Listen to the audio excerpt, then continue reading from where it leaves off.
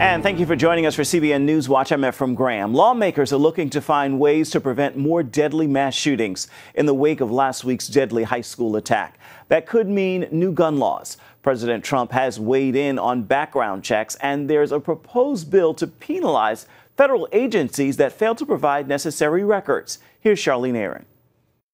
Following last week's mass shooting that left 17 dead and many wounded, Florida students are demanding to end gun violence, calling for a nationwide walkout and march next month. It's kind of a national problem at this point. You know, there's been too many so quickly right in a row, and to me it's important to show support. Everyone is impacted. Everyone knows someone that's connected. It'll never be the same for anyone. While discussions are ongoing and revisions are being considered, the president is supportive of efforts to improve the federal background check system, says a statement from the White House.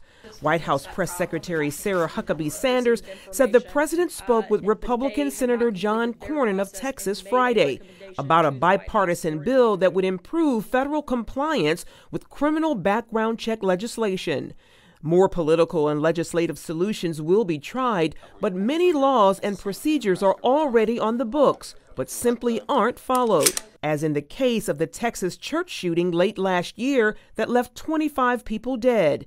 That gunman, Devin Patrick Kelly, had received a bad conduct discharge from the Air Force for assaulting his wife and child. In many instances of dishonorable discharge, the individual is not allowed to own guns. But the Air Force didn't put his conviction into a federal database, and that could have stopped him from buying a gun. And many warning signs this time around were also ignored. According to ABC News, a tip was reported to the FBI on January 5th that Nicholas Cruz might be planning a school shooting, but it was not passed along to the Miami field office to be investigated. Police also say posts discovered on Cruz's social media accounts are said to be very, very disturbing. Students had also reported Cruz many times for his behavior.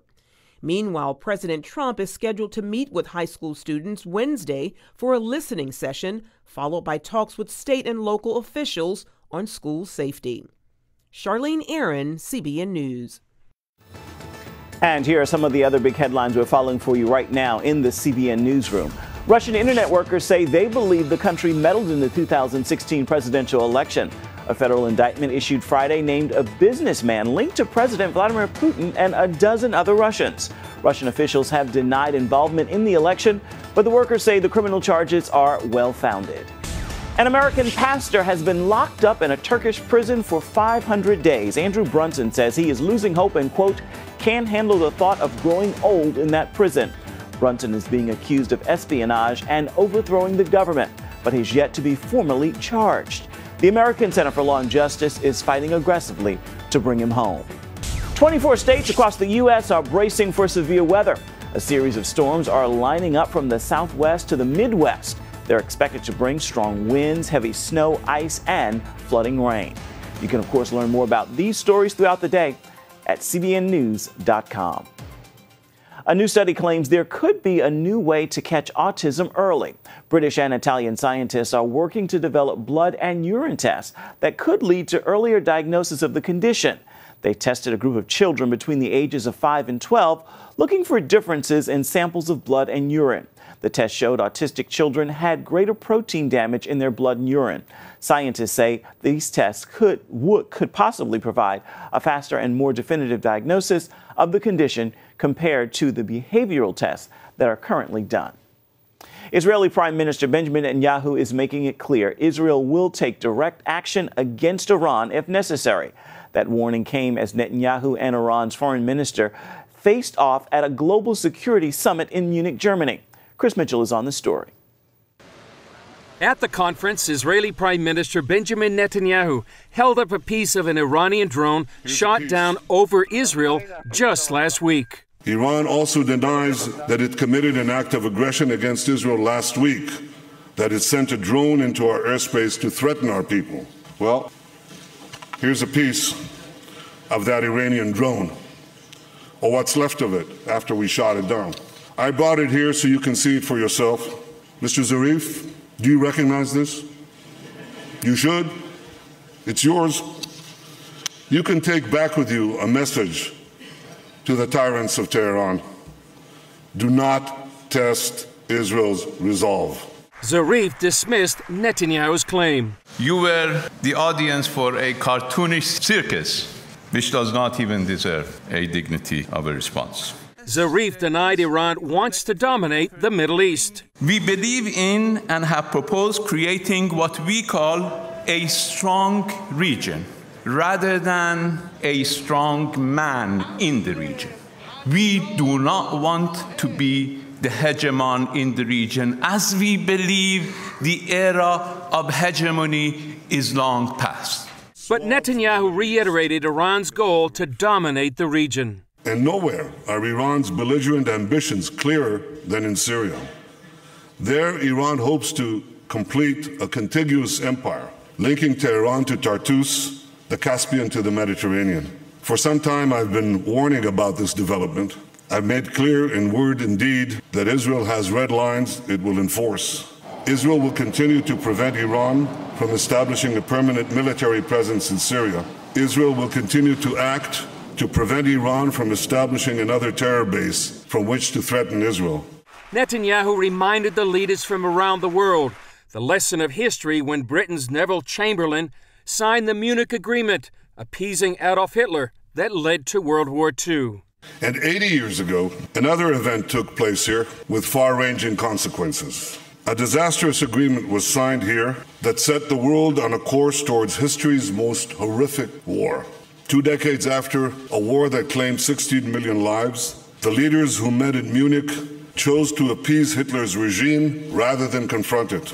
Chris Mitchell, CBN News, Jerusalem.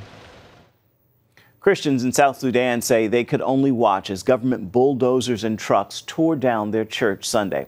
It happened without warning. Authorities took Bibles, tables, and chairs, then tore into the building. Government officials say the Christians were causing a disturbance, but church leaders say they want to give the land to a local Muslim business. Persecution of Christians has intensified in South Sudan since 2011, when the president said he would adopt a stricter form of Sharia law in the predominantly Muslim country. The country is ranked one of the worst offenders of religious persecution in the world. Still ahead, here on CBN NewsWatch, we're sitting down with the Emmy Award-winning journalist Lindsay Davis. Hear why her new project is aimed at creating windows and doors.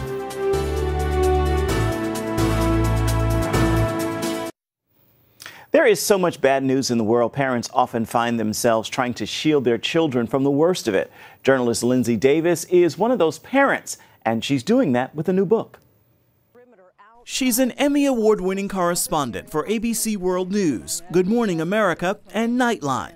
Lindsay Davis has covered major news stories around the globe, including various natural disasters, like the earthquake in Haiti and multiple hurricanes. Her biggest accomplishment to date, though, is her 3-year-old son, who's the inspiration for Lindsay's new children's book, The World is Awake, a celebration of everyday blessings. An exploration of the splendor and majesty of God's blessings all around us through the lens of the very young. So the title of the book, The World is Awake, you begin referencing Psalms 118. What drove that? Well, it just was, it's something that, I don't know if I heard it at camp or Sunday school, but something that always stuck in my head. And then once I had my son, I would kind of start out the day sometimes just saying to him, like, this is the day the Lord has made, let us rejoice and be glad in it. And then it just made sense then when I was writing the book to start with that, and then I kind of continued on with a few of those themes throughout the book. You know, there's a reference about the rocks singing out, so from when Jesus was talking to the disciples and said, you know, if the people won't praise me, then the rocks will cry out. So we kind of kept that theme of using a little bit of scripture in the book. It's beautiful. Now, your son is how old now? He's almost 4. He's almost 4, and he actually inspired this when he was 2? He did. Unbeknownst to me, out of nowhere, when we were in the car, he just said, does God open up the flowers? And I was pleasantly surprised, right? Because at that age that he was, one, curious about God, which I loved that idea, and that he was able to make this connection between God and nature. And so, you know, I said yes, and then he started asking more. Well, does God do this and does God do that? And so then I just decided that other kids his age, 2, 3, 4, would be able to then and be ready for a meaningful, gentle introduction to who God is in a way that I think that they'd be able to understand. As I was reading the book and thinking about why you actually wrote it and that inspiration, I kept thinking, we as adults take so many things for granted that kids don't, and this is a reminder for us and them to not lose sight of the little things around. Is that what you were thinking? 100%. There are so many times where before I had my son, I don't think that I had looked at bunny rabbits for years, you know, or really paid attention to a rainbow or a butterfly.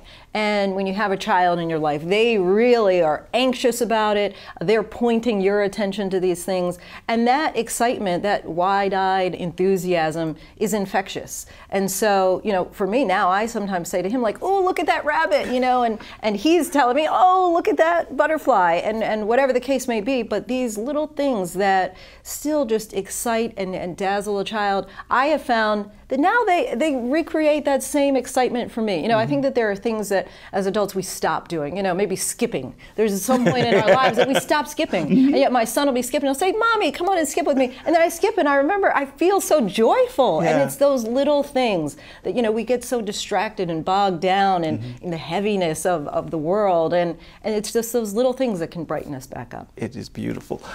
You talk of the importance of windows and mirrors. I'm the father of a black boy and a black girl. Know that as a father, it was always difficult for me to find books that we saw them in. Did you find that as a parent reading to him? Exactly. When I was looking for books for him, and we have a diverse collection of books at home, and I think that that's important, of course. Absolutely. But when you look at, when I was anecdotally thinking, oh, I'm just not finding many. I mean, now it's Black History Month, and so there'll be the table, and it seems like there are a lot. But when you're just looking for them in general, it can be difficult to find books with a brown and black protagonist. And then I started doing a little research about it, and you know, look at the U.S. Census Bureau statistics. Half of the children in this country are not white, and yet more than 90% of the protagonists in children's books are white. And so you do need, I found this essay that I found really interesting. Professor Bishop at Ohio State University wrote, and it's windows, mirrors, and sliding glass doors. And the concept is that every child's book, it's essential that they have a mirror so they can see a reflection of themselves in the book, a window so they can peer out and see a world that's otherwise unfamiliar to them. And when that window is effective, it can become a sliding glass door to transport them then into that world. So it's not just important for black and brown children to see themselves in books. It's important for children of all different colors, all different races, nationalities, to be able to see, especially as this world becomes a more colorful place and as we appear to, at times, become more divided, it's important for the idea of tolerance and inclusion, for you to see diversity. And little kids, it's so important at an early age for them to see it, right? Because when you're used to it, it's things that you don't know, that you're unfamiliar with, that often you're fearful of, or you decide to think, oh, that's different from me, so I don't like it. Absolutely. I'm curious now, your son inspired this. It's written. What's been his response seeing it? Well, you know, I don't know if he's just placating me, but he'll kind of say, oh, Mommy, it's my favorite book. You know, I don't know. Maybe it is, maybe it's not. But he has a rotation pretty much. We'll probably do like 3 books before bedtime. And he'll tend to have maybe 2 that he likes to read each night, and then 1 that's kind of a new one or one we haven't read in a long time. So this happens to be in the rotation right now. That might be more Mommy kind of selecting. But I will say he finds it interesting to read my name. Or, you know, he can't read. He's not yet 4. But he knows Lindsay Davis when he sees it now. And so he does read the title, and then he says, written by Lindsay Davis. And he seems to get a kick out of it. Lindsay's book, The World is Awake, is available right now wherever books are sold. Still ahead here on CBN NewsWatch, using dance to change lives. See how this woman's dance studio has become her mission field.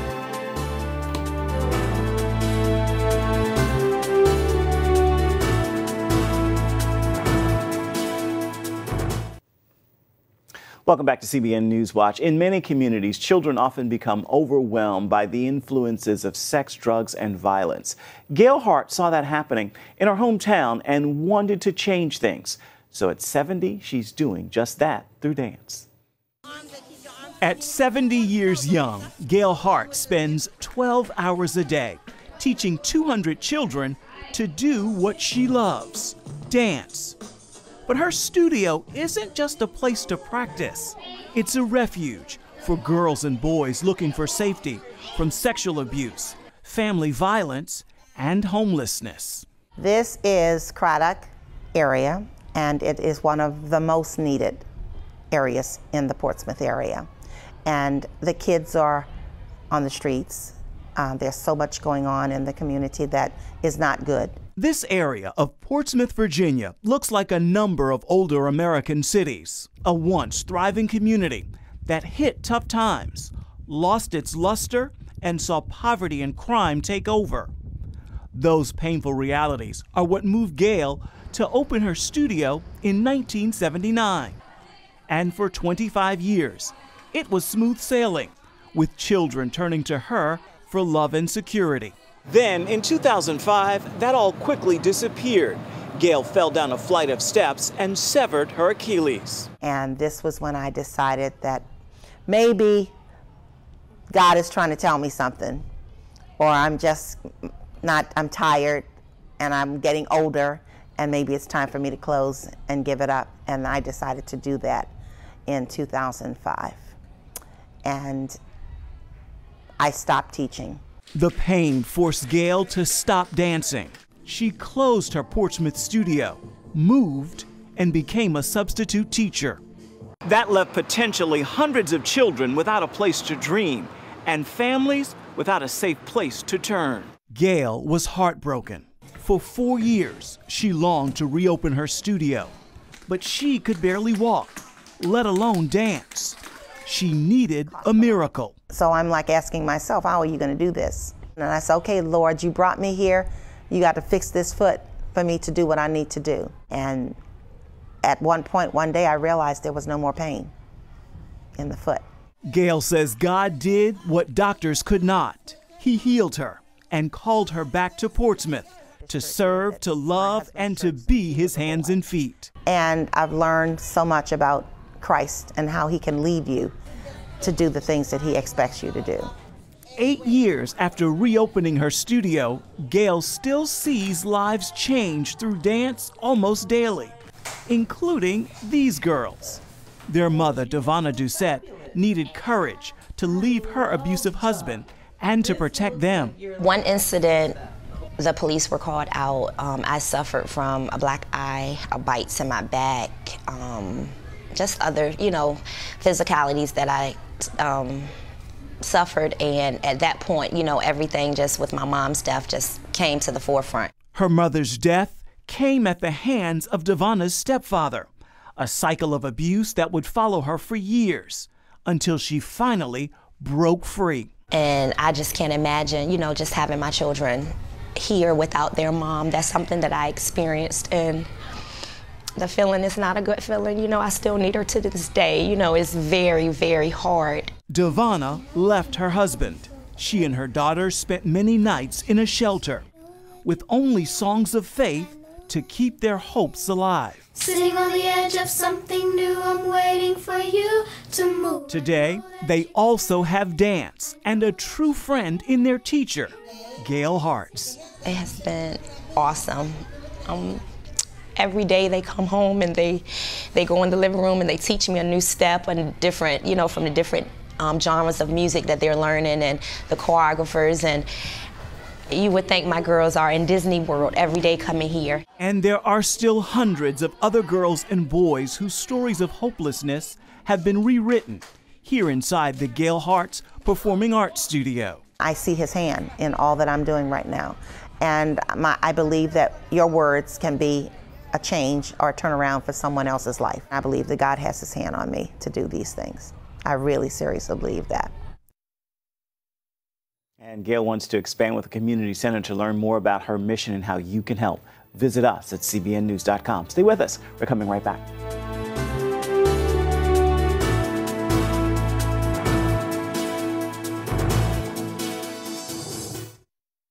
Time now for your Tuesday Tweetable, and here's a message that I pray you will take a moment and consider, and then post tag tweet and share it with others.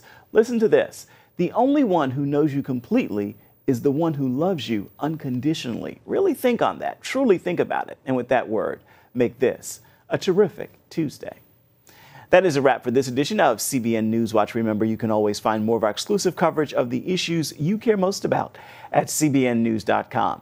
And we would love to hear what you think about the stories you've seen here today. You can do that by emailing newswatch@cbn.com. And of course, you can always reach out and touch us on Facebook, Twitter, and Instagram. Hope you'll join us again right here again next time. Once again, be sure to make this a terrific Tuesday. We'll see you right back here come tomorrow. Goodbye, everybody, and God bless.